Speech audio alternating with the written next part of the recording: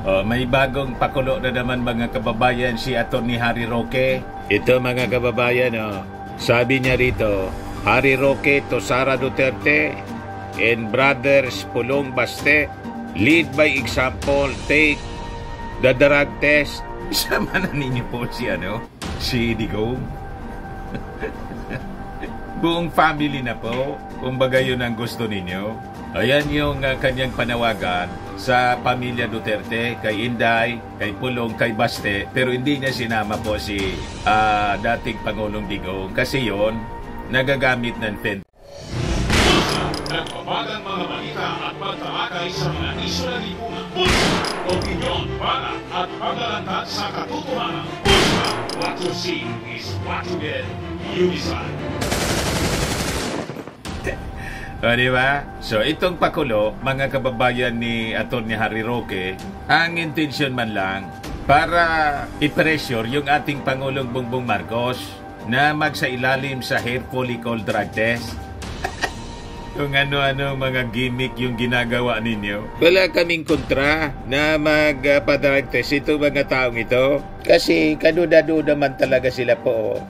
O di sila, magpa-drug test sila. Pero yung ating Pangulong Bongbong Marcos po at ang kanyang family, malayo man. Nagpa-drug test na po yung ating Pangulong Bongbong. Negative man. Di ba? Pasado. Ayaw tigilan kasi mga kababayan ni Harry Roque yung ating Pangulong Bongbong Marcos.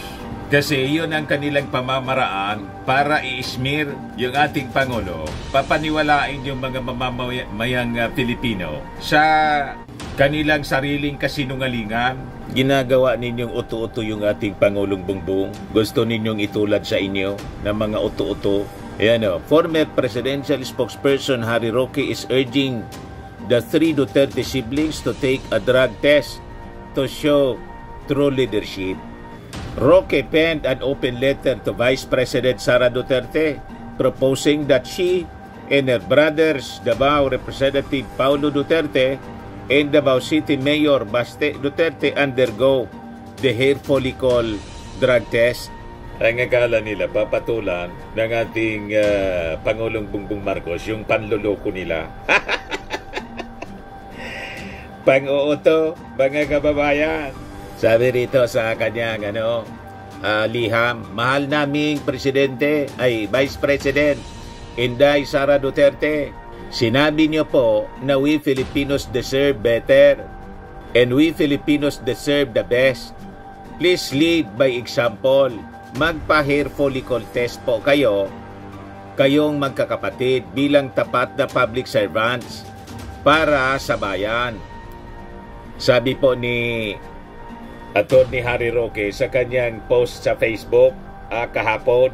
Sabi dito sa balita ng Politico News, Representative Paulo Duterte recently filed a bill seeking drug test for the President and the rest of the government officials as an accountability measure. The proposed random drug test through hair follicle and urine samples would be conducted every 6 months anya. The drug test bill, after the Vice President shared some leadership tips including not being motivated by cash, cocaine, or champagne. Yan yung mga banat, mga kababayan ni Inday na parinig sa ating Pangulong Bongbong Marcos, pati kay Lisa Marcos. Champagne. Inis na inis yung kampo ng mga nausog, mga kababayan, kasi hindi man sila pinapansin ng ating Pangulo. Pagpapapansinin mo ba yung mga taong yan na may mga tupak? Sayang ng panahon ng ating Pangulong Bongbong Marcos para pagpapapansinin itong mga taong wala mang magandang contribution sa ating pamahalaan, kundi nanggugulo lang po, mga kababayan. A video supposedly showing the President using illegal drugs earlier became viral on social media. Authorities have dismissed the video clip as fake, purportedly to malign the President and create political instability. Wala na po, luminipas na. Yung panibago nilang sinasabing witness, si Cathy Binag po, wala na rin. Wala bang pumapansin sa mainstream media mga kababayan? Kasi alam ng mainstream, smear campaign man lang po ng mga Duterte laban sa ating Pangulong Bongbong. Bakit niya Mr. Maravillas dinalan pagbigyan itong sa inyo yung full story ng balitang yan. Click subscribe muna dito sa ating YouTube channel and hit the notification bell para lagi po kayong updated sa mga kaganapan dito sa ating bansa. Like and share na rin po ninyo ang ating video. At huwag na rin po ninyo na skip yung ating mga commercial ads para tuloy-tuloy lang ang pag-unlad ng Bagong Pilipinas. Sa mga nagana po ng malinis and spacious fitness gym, pumunta lang po kayo sa aming Colossal Fitness Gym. We also offer Grab Car Rental with our brand new 2023 model ng Toyota Innova. We also accept booking for those who are planning to travel via PAL, Cebu Pacific, and other airline companies, local and international, and bills payment for Meralco Bills, Aleco Bills, PLDT, etc. Ang Colossal Fitness Gym is located at 3rd floor Security Bank Building, Lanco Business Park, Legazpi City, Albay. For inquiries, look for Jilon Maravillas. Contact number 0966-802-0949. Yan po yung aming Innova. Lagi na pong matao sa amin.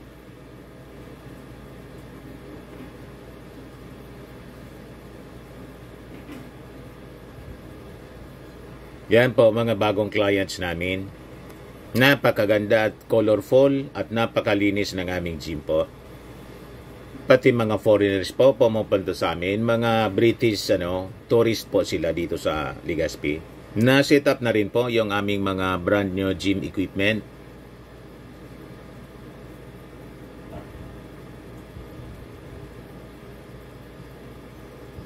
May treadmill na rin po kami. Ito naman po yung bago naming product na binibenta online. Eye Glow Serum, whitening po siya. Tingnan ninyo yung epekto sa aking anak na architect before and now. Yung mga inquiries po ninyo, dumiretso na lang kayo sa kanyang Facebook account, Riz Maravillas. Ito naman po, Firmax Firming and Lifting Cream, pinapahid po sa mga pulses in affected area. Mainam po sa paninigas ng mga kaso-kasuan. Ito naman po, Automax Radiant Serum. Sa mukha naman yung application, anti-aging po siya. You will look 10 years younger than your age. Sa mga cancer patients naman po, baka lang gusto ninyo itong itry. Naing siya red mixed fruit drink. Hindi mo po siya gamot, food supplement siya. Kaya lang, gawa siya mga kababayan sa goji berry. Yung goji berry may anti-cancer properties. O ngayon, yung mga inquiries ninyo, dumiritso na lang kayo sa aming messenger sa Facebook para masagot namin agad. Ayos pa? Ayos na ayos niya Mr. Maravilla. Challenge ni Attorney Harry Roque sa ating Pangulo. Pinatulan po yan ng ating Pangulo. Parang ibinaba na yung pagkatao ng ating mahal na Pangulo at tinayaan niyang imanipula siya nitong mga taong ito. Diba? At unang-una, noong panahon ni Digong, the same challenge yung ginawa kay Digong ni Trillanes. Anong sagot mga kababayan ng Palasyo Malacanang noong panahon ni Harry Roque as spokesman? Ayan po yung report published August 16, 2018. Sabi dyan, Palas hits back at Trillanes over call for Duterte to undergo drug test. Kita mo? Nung tina-challenge ni Trillanes si Digong na magpa-drug test, galit na galit mga kababayan sila. Galit na galit si Harry Roque. Pagkatapos ngayon, the same challenge na kanyang ikinagalit noon, yan ang ginagawa niya ngayon sa ating Pangulong Bongbong. Madaling sabi, noon galit ka kay Trillanes. Ngayon, sang-ayon ka na sa challenge noon ni Trillanes kasi ikaw na yung nagcha-challenge sa ating Pangulo. O, diba? Ayan po. Sabi niya, Presidential spokesperson Harry Roque said, Duterte will not take orders from anyone and may take the drug test if he wants to. Basag na basagan niya, Mr. Maravillas, si Harry Roque. So, ito yung posisyon niya noon. Bakit niya uutusan niya yung Pangulo? Never niya yan nagagawin. Kung gusto niya ng Pangulo na magpa-drug test, okay. Pero kung uutusan ni Trillanes, never anyang mangyayari yan. Sabi ni Harry Roque, o ngayon, ibabalik natin sa kanya yung kanyang sinabi noon. Never yan na mangyayari, Atty. Harry Roque, tulad ng sinabi mo noon. Bakit susunod sa utos ng isang tulad mo ang ating Pangulong Bongbong Marcos? Ano, oto-oto? O, di ba? Yan ang sabi niya po. Hindi ko po alam kung anong dapat ang response diyan kay Senator Trillanes dahil marami naman talaga siyang sinasabi na hindi ko na nga lang pinapansin o hindi na pinapansin ng palasyo. Sabi po ni Atty. Roque in a news conference, ang presidente po ay halal ng bayan. Kung gusto pong magpa-drug test ni presidente, gagawin niya, pero hindi po para utusan niya. Utusan siya ng kahit sino. Ayun din ang sasabihin natin.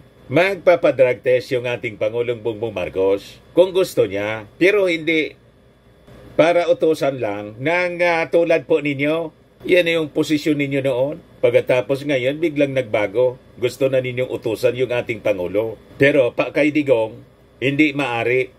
Sa ating Pangulong Bongbong, pwede, dapat gawin niya. O ngayon, to pressure the President, ang strategy ninyo, ang pakulo ninyo, nag-open letter kayo kay Inday, Pulong at Baste na sila magpa-drug test in public. O di gawin nila.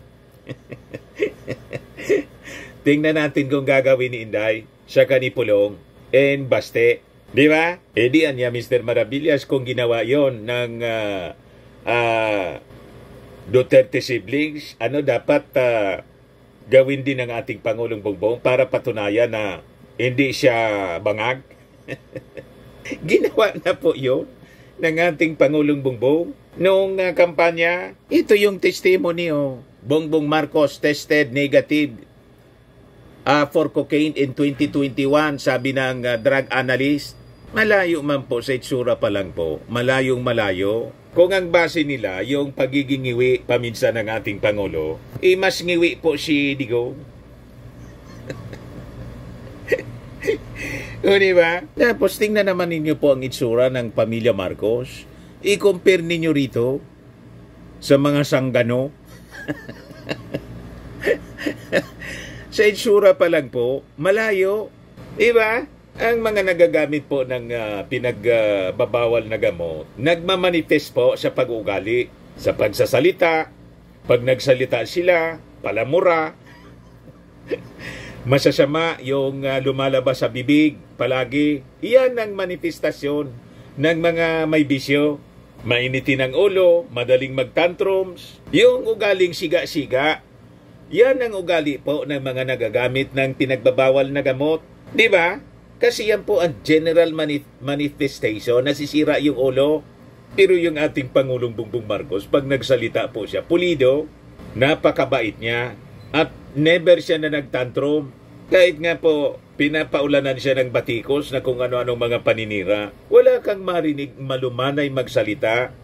Walang manifestasyon, mga kababayan, na nagagamit ng pinagbabawal na gamot, pati sa physical appearance niya, pananamit, sa kanyang mga galaw. Normal na normal ang galaw ng ating Pangulong Bongbong. Pero po ito, o diba?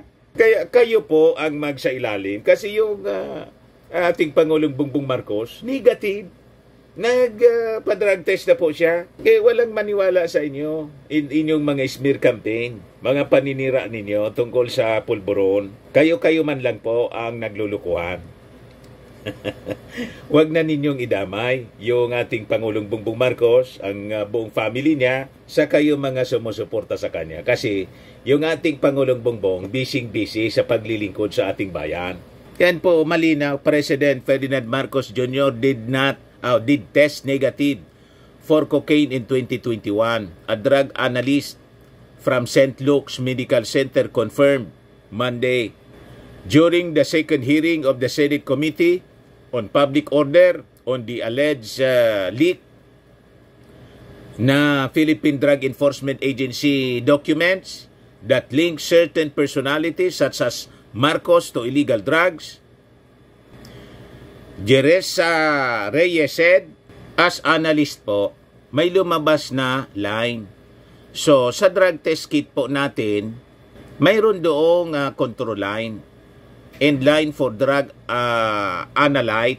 Doon sa resulta, may lalabas po na dapat siya talaga na line as negative, sabi po ni Reyes. So ano pa ang kulang, Attorney Harry Roque? Ngayon, kung gusto ni Inday sa kani Pulong and Baste na magpa-drug test, kayo yung magpa-drug test, isama mo na yung sarili mo.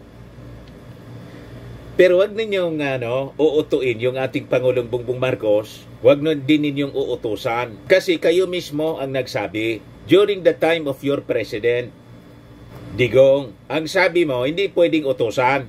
Yan malinaw yung sinabi po ninyo po noong 2018. Ang presidente po ay halal ng bayan. Kung gusto pong magpa-drug test ni presidente, gagawin niya. Pero hindi po para utusan niya. Utusan siya ng kahit sino. The same po yung sitwasyon. Trillanes issued the challenge after he tested negative for illegal drugs based on the result of a surprise drug test conducted in the Senate last month. The result showed that Trillanes was tested negative for cocaine, ecstasy, shabu, morphine, and tetrahydrocannabinol. The opposition senator said Duterte should take the drug test to prove to the public that the chief campaigner of the drug war on narcotics is not under the influence of illegal drugs. So parehas po ang inyong akusasyon. Kung ano yung naging akusasyon ni Trillanes sa dating Pangulong Digong, yon din ang akusasyon ninyo. O di, nasatisfy na po yung akusasyon ninyo noon pang kampanya. Kasi noon pang kampanya, sinabi na po ng amo ninyo na may kandidato na nagagamit ng pinagbabawal na gamot. So, nagpa-drug test yung ating Pangulong Bongbong Marcos na kandidato pa lang noon 2 beses. Negative po. O ngayon, Pangulo na siya, following your line of argument na hindi pwedeng utos-utosan yung Pangulo, halal ng bayan. Ayun din ang gamitin namin sa inyo.